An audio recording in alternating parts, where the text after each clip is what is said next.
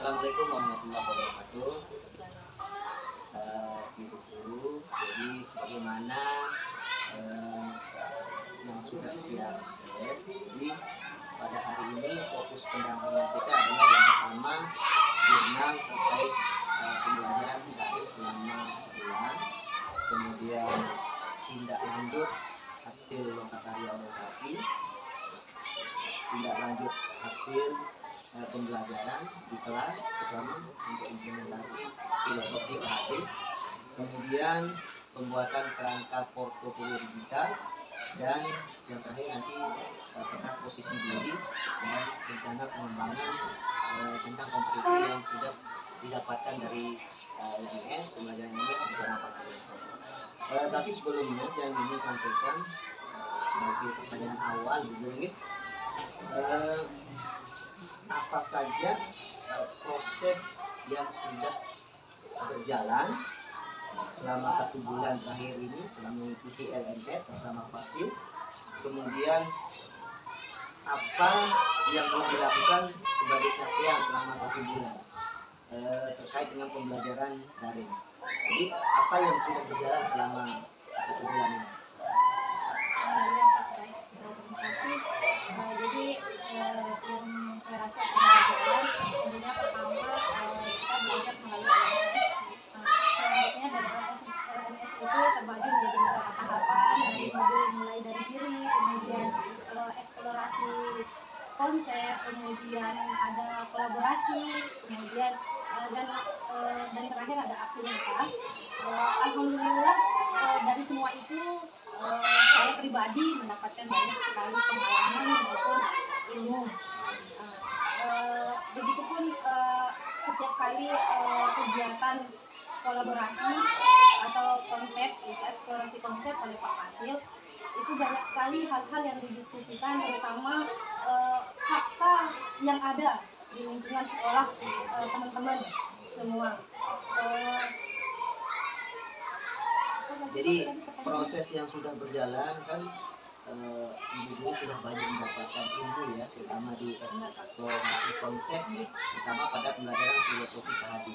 Nah, kira-kira ilmu yang sudah didapat tersebut, bagaimana penerapannya di kelas? Apakah Ibu Guru sudah coba untuk menerapkan apa yang sudah didapatkan di LMS tersebut, pembelajaran bersama Fasil?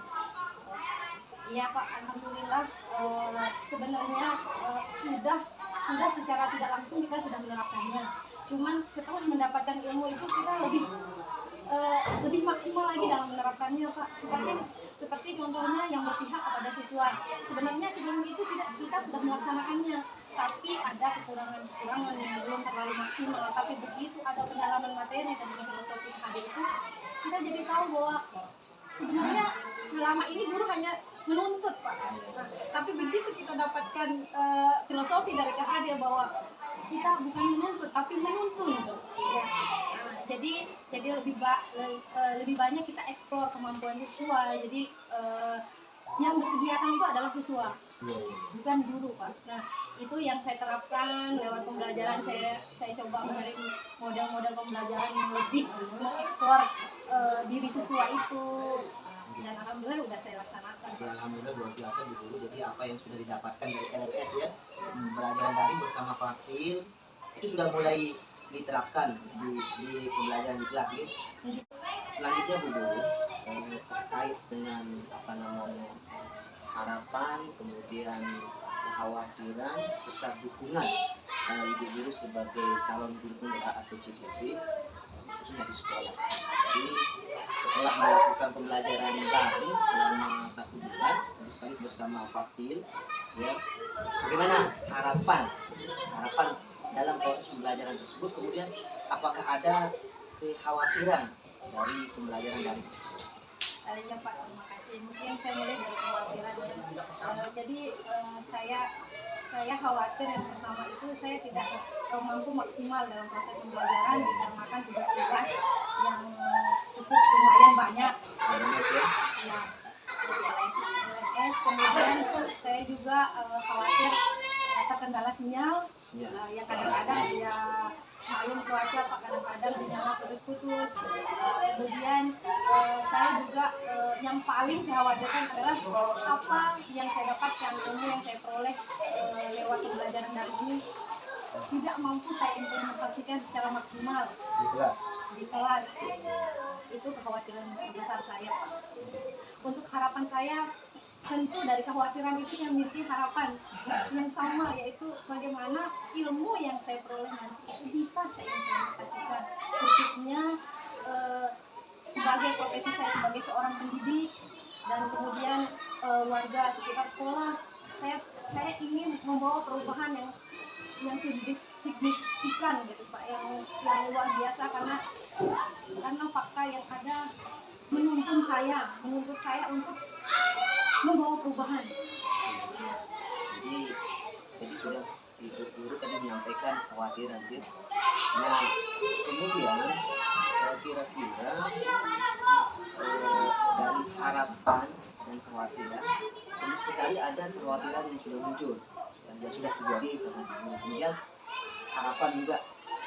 Nah, kira-kira harapan Ibu Guru ke depan,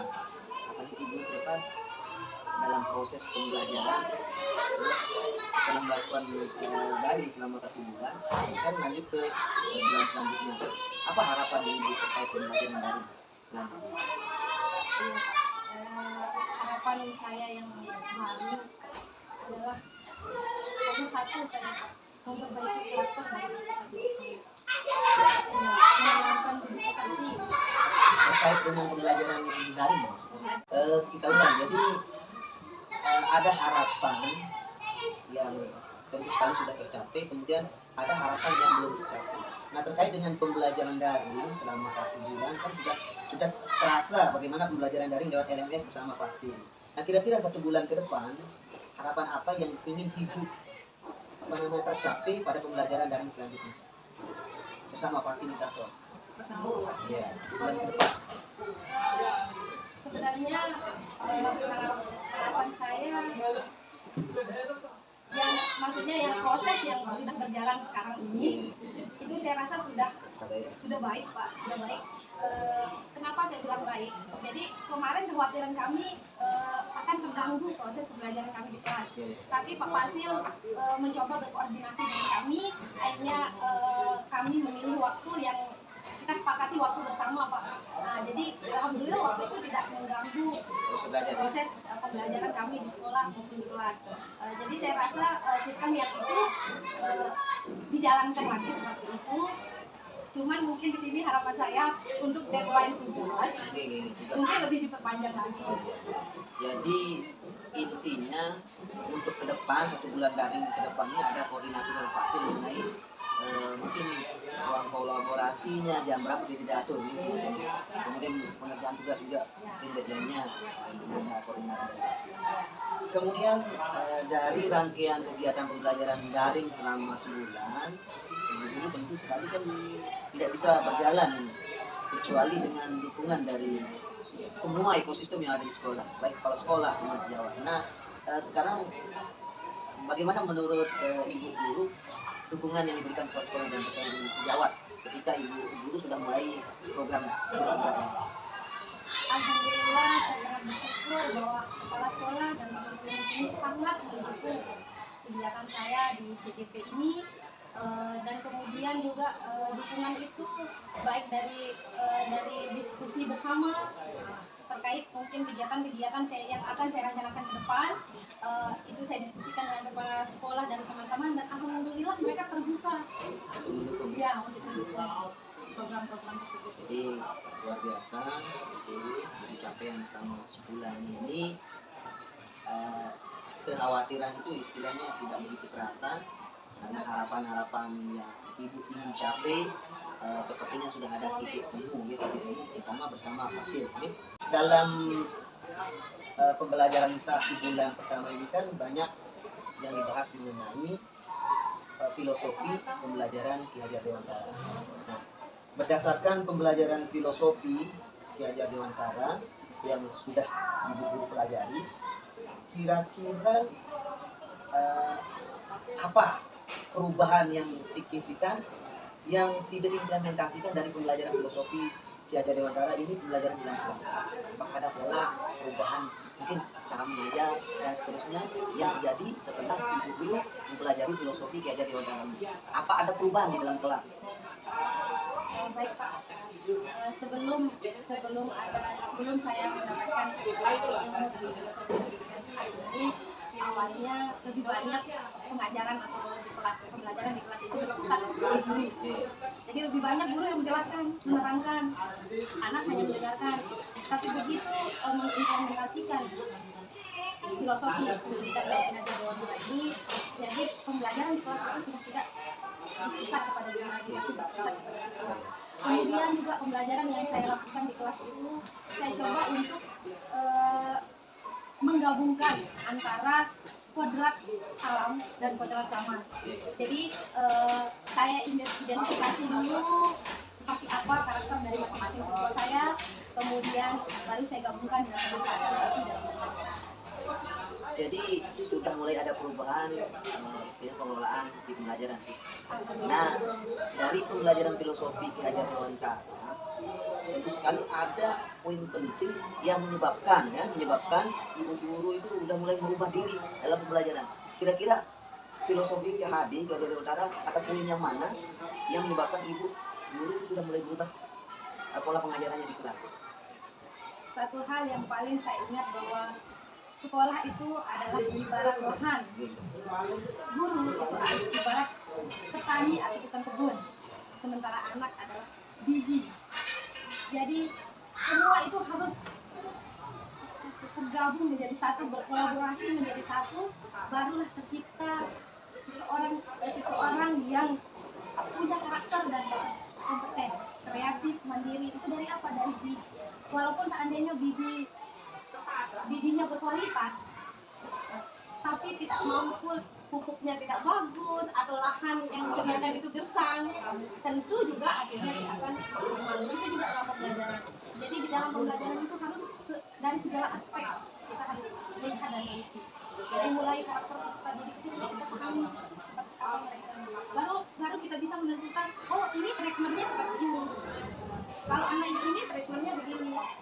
Jadi tidak semua anak itu kita berikan treatment yang sama. Jadi tergantung dari karakter masing-masing anak tersebut. Itulah perlunya ada tes awal. Bagaimana ini sedikit agak keluar untuk lebih mengingatkan kembali bahwa filosofi KHD itu kan di dalamnya ada kalimat menuntun. Bagaimana pendapat ibu tentang kalimat menuntun ini ketika kita mengimplementasikan pada pembelajaran di dalam kelas? Jadi menurut saya menuntun itu adalah memberikan peserta didik itu kebebasan untuk menemukan sendiri kemerdekaan mereka dalam belajar. Maunya seperti apa, mereka itu harus kita dengar. Jangan hanya kita yang mau didengarkan. Jadi intinya anak itu sudah punya kodrat alam tadi ya, potensi sendiri. Jadi guru tinggal menggali dan menuntun potensi tersebut, menebalkan pada garis yang sudah ada. Tentu ibu guru kan sudah ada di dalam 1 bulan ini sudah belajar filosofi KHD, kemudian sudah mengimplementasikan dalam pembelajaran di kelas, sudah pola-polanya sudah berubah. Ini kan ada feedback, ada respon tentunya dari siswa. Apakah ada respon dari siswa atau feedback terkait dengan proses pembelajaran yang sebelumnya tadi itu berpusat pada guru, sebagai guru, kemudian tiba-tiba setelah pembelajaran selama sebulan ada perubahan dari teacher center kemudian menjadi student center tadi, berpusatnya kepada peserta didik. Apa ada respon dari siswa? Responnya banyak Pak, sangat malah kalau bahasanya anak-anak gitu Pak, dia mengatakan, Bu, kita belajar lagi kayak kemarin. Jadi seperti itu respon anak-anak itu. Jadi mereka maunya pembelajaran yang seperti itu lagi. Nah, terus saya lihat juga dari karakter anak udah ada sedikit perubahan. Dari yang mereka kemarin datangnya tidak rapi, sudah mulai ada penanaman karakter. Jadi mulai sudah mereka rapi, masukin baju. Ya, terus mereka berbaris sebelum masuk kelas. Kemudian mereka juga sudah mulai berdoa sebelum, walaupun itu sudah dilaksanakan, cuman kemarin masih banyak yang main-main berdoa, seperti itu anak-anak Pak. Jadi banyak perubahan setelah mengganti proses Coba pembelajaran. Ya. mengubah sistem pengulangan dalam kelas. Nah, tentu sekali dalam perubahan, coba untuk berubah dari proses pembelajaran dalam mengimplementasikan KHP, tentu sekali ada hal yang sudah baik yang ibu laksanakan di dalam pembelajaran, yang sudah baik. Kemudian yang sudah baik itu kedepannya kira-kira apa yang perlu diubah lagi supaya lebih baik lagi. Misalnya dalam proses pembelajaran sudah melakukan tadi ada diagnosis di awal, itu kan sudah baik. Kira-kira apa hal yang ibu ingin dari lagi supaya kedepannya dalam proses pembelajaran lebih baik dalam pengelolaan kelas? Ya baik, sebenarnya yang saya ingin lebih jauh lagi adalah penanaman karakter, saya ditekankan tadi Pak. Karena di sini lingkup istilahnya kodrat alam anak itu sendiri, istilahnya lebih ke yang negatif. Ya. Banyak karakter yang negatif. Jadi bagus pembelajaran di kelas itu, tapi pembelajaran di kelas itu lebih saya tanamkan ke pendidikan karakternya. Jadi nanti mungkin melalui proses pembelajaran yang akan saya berikan itu, di sana akan saya selipkan penanaman karakter di dalamnya. Itu rencana ke depan, ya. Ya. Benar Pak, itu rencana saya ke depannya, itu yang lebih saya tekankan. Nah, terkait dengan implementasi pembelajaran dari filosofi Ki Hajar Dewantara, di dalam kelas kan sudah ada perubahan konkret ya. Artinya yang dari awal sudah ibu sampaikan. Nah, kira-kira ini terkait dengan LMS yang ada di LMS, apakah ibu sudah melakukan apa yang sudah dilaksanakan di pembelajaran itu, sudah dibuatkan jurnal dan kemudian dimasukkan ke dalam jurnal refleksi.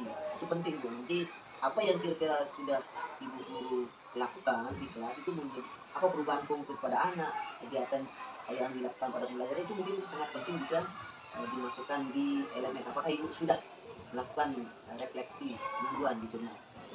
Sudah ya? Selanjutnya Bu Guru, jadi pada Lokta orientasi kemarin kan kita sudah belajar portofolio digital. Nah, kemarin juga yang sudah share juknis terkait bagaimana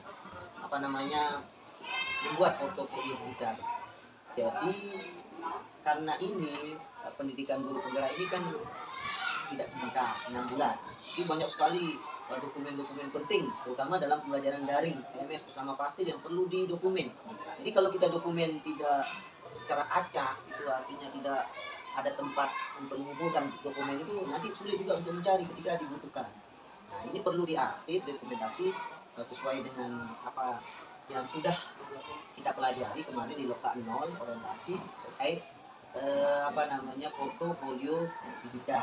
Nah, sekarang yang ingin saya tanyakan Ibu, bagaimana terkait portofolio yang sudah Ibu buat? Apakah sudah mulai untuk membuat, menyimpan atau membuat mendokumentasi di portofolio digital? Kalau buat belum Pak. Belum saya buat. Tapi kalau sudah menyimpan dokumennya, insya Allah sudah tersimpan. Cuman saya belum tuangkan ke portofolionya Pak. Saya belum buat portofolio. Jadi selama ini dokumen terkait dengan terutama yang berkaitan dengan hasil di LMS, Ibu sudah dokumen tapi belum dituangkan di portofolio digital. Sementara nyimpannya di mana sekarang? Di Google Drive saja. Jadi Ibu, ini karena Drive itu kan beda tampilannya sama Google Sheet. Jadi platform untuk portofolio digital itu kan kemarin kan Google Sheet. Jadi Ibu nanti bisa membuka Google Sheet. Nah, di sana aja disimpan. Tinggal juknis yang sudah ada itu sudah jelas. Nah, kita buka Google Sheet, kemudian membuat menu-menu tampilan. Ada sudah terancang untuk Google Sheet untuk melakukan dokumen itu. Jadi kalau Drive itu kan tidak kelihatan kalau dibuka. Tinggal nyimpen aja. Jadi nanti ini terkait media atau platform itu Google Sheet itu perlu sekali untuk memberikan dokumen ibu selama melaksanakan program PDP. Jadi selama ini belum ada, Eh, artinya udah dibuka, udah buat kerangka belum? saya belum sih saya buka Pak. Memang rencananya saya mau pakai Google Set portofolionya. Kemudian saya sudah ada gambaran-gambaran sih komponen apa yang akan saya tuangkan di dalam portofolio saya itu. Di antaranya di situ mungkin ada berandanya, ada profil, ya kemudian ada artefak aksi nyata. Itu nanti saya bagi lagi menjadi beberapa bagian, antara modul 1, modul 2, modul 3. Nanti modul 1 saya bagi lagi. Nah, itu rencananya Pak. Jadi komponen-komponen itu sebenarnya sudah ada ya? Sudah saya rencanakan. Nah, sudah ada. Jadi kalau begitu, ini karena penting sekali untuk pendokumentasian terkait dengan dokumen yang sudah dipelajari. Jadi di portofolio digital ini bukan saja yang terkait dengan dialog, bisa saja nanti dikembangkan mungkin terkait dengan apa yang dilakukan di pendampingan, kemudian apa yang dilakukan di loka, dari loka 0, loka 1 sampai seterusnya nanti di loka. Itu penting sekali untuk pendokumentasian supaya tidak hilang nanti. Ya, kalau enggak begitu nanti susah cari. Apalagi nanti kalau diminta sama bikin BGP susah. Jadi nanti terakhir yang bisa diskusikan bagaimana konsepnya. Ibu guru, jadi selama 1 bulan setelah pembelajaran daring bersama hasil di LMS, kemudian pernah juga kita sama-sama belajar di Loka Karya Orientasi. Nah, dari sebulan perjalanan ibu di program Guru Penggerak ini, apa kompetensi yang menurut ibu guru yang dimiliki yang sudah baik menurut ibu? Jadi selama sebulan ini kan sudah belajar gitu. Dan kompetensi apa dari guru penggerak yang sudah merasa ada gitu, sudah ada baik di diri ibu guru? Baik Pak, terima kasih. Jadi kompetensi yang saya rasa sudah baik adalah memimpin pembelajaran. Hal ini terlihat dari proses pembelajaran yang tidak lagi berpusat pada guru, tetapi berpusat pada peserta didik. Artinya peserta didik yang aktif mencari dan menemukan sendiri cara belajar mereka. Guru hanya sebagai pamong dalam menuntun pembelajaran. Jadi kompetensi pemimpin pembelajaran. Jadi ibu guru sudah mencoba merubah pola dalam pembelajaran, ya. Nah, sekarang dari kompetensi yang perlu ditingkatkan, mungkin di sini kompetensi yang perlu saya tingkatkan adalah mengembangkan diri beserta orang lain. Jadi alasannya jika kita sudah berkembang atau memiliki banyak kompetensi yang kita miliki, tentunya tidak akan sulit untuk menggerakkan orang lain untuk sama-sama berubah, untuk sama-sama bergerak, membawa perubahan khususnya di lingkungan sekolah dan kemudian umumnya di lingkungan masyarakat. terutama dalam pembelajaran juga. Terutama dalam pembelajaran. Baik. Tentu sekali dalam proses sebulan ini pasti ada umpan balik. Apakah itu dari siswa, kemudian dari guru, rekan sejawat, atau dari kepala sekolah. Nah, kira-kira ibu kan sudah punya rencana ke depan ini terkait program Guru Penggerak ini. Sudah susun rencana bagaimana proses belajarnya. Nah, kira-kira nanti ketika ibu sudah berjalan, ada umpan balik, begini loh yang sesuai, atau seharusnya begini Bu Guru. Baik itu dari siswa, terutama kepala sekolah. Nah, kira-kira apakah ada perubahan rencana dari apa yang sudah ditetapkan? Karena sudah ada masukan atau umpan balik dari orang lain atau pihak luar. Mungkin rencana yang sudah saya rencanakan atau yang sudah saya tetapkan tidak akan saya rubah. Hanya mungkin nanti perlu perencanaan yang lebih matang lagi, kemudian penyempurnaan, kemudian mungkin koordinasi dengan berbagai pihak mungkin perlu ditingkatkan lagi. Mungkin hanya seperti itu. Kalau perencanaan berubah, hanya tidak.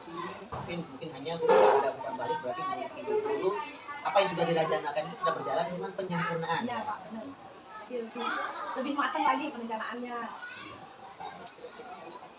Terima kasih Bu Guru sudah menyampaikan